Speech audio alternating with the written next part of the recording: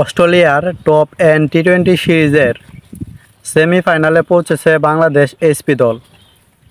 Bangladesh SP দলের অধিনায়কের দায়িত্ব পালন করতেছেন আকবর আলী, যার হাত ধরেই কিন্তু আমরা আন্ডার-19 ওয়ার্ল্ড কাপ জিতেছিলাম।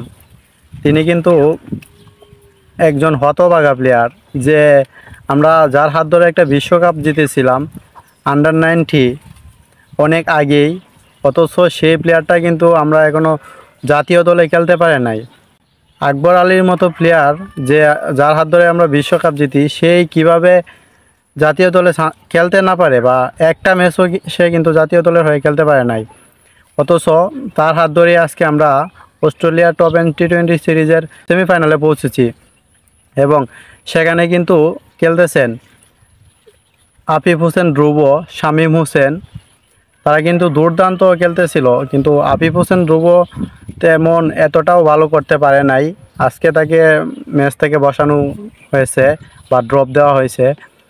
তবে শামীম হোসেন পাটোয়ারি কিন্তু এসপি দলে ভালো খেলতেছে, এবং মানে আন্ডার-19 সেরা ক্যাপ্টেন আকবর আলী, তাকে কিন্তু জাতীয় দলে সুযোগ দেওয়া দরকার। আমরা কিন্তু বাংলাদেশের যে ক্যাপ্টেন নাজমুল হাসান শান্ত, তার থেকে কিন্তু অনেক ভালো ক্যাপ্টেন হচ্ছে আকবর আলী। সে আকবর আলী কিন্তু জাতীয় দলে চান্স পায় নাই, কিন্তু নাজমুল হাসান শান্ত 3 ফরম্যাটের ক্যাপ্টেন। অথচ দেখেন নাজমুল হাসান শান্তর ফর্ম ভালো না, মানে ক্যাপ্টেন্সি ভালো না, কিভাবে 3 ফরম্যাটের ক্যাপ্টেন হয়। অথচ আকবর আলী ব্যাটিং ভালো, সব কিছুই ভালো, এবং একজন ভালো ক্যাপ্টেন, তাকে কিন্তু জাতীয় দলে সুযোগ দেওয়া হয় নাই।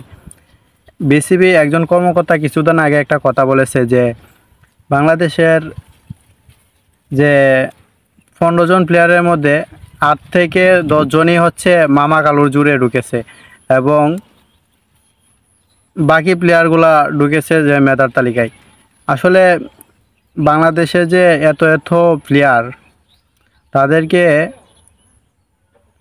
ভালো কিন্তু সুযোগ দেওয়া হয় নাই। যাদের মামা কালো আছে তাদেরকেই দলে নেই।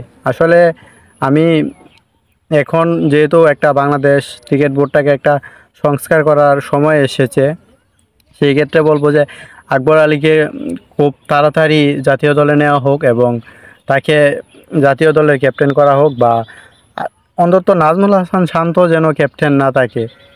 মেহেদী হাসান মিরাজ, সে কিন্তু ভালো ক্যাপ্টেন্সি করতে পারে, তাকে ক্যাপ্টেন্সি দেওয়া হোক।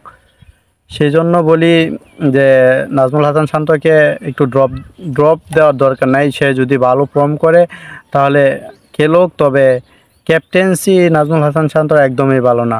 ফর্ম তো ভালো না, ভালোই না, ক্যাপ্টেন্সিও ভালো না।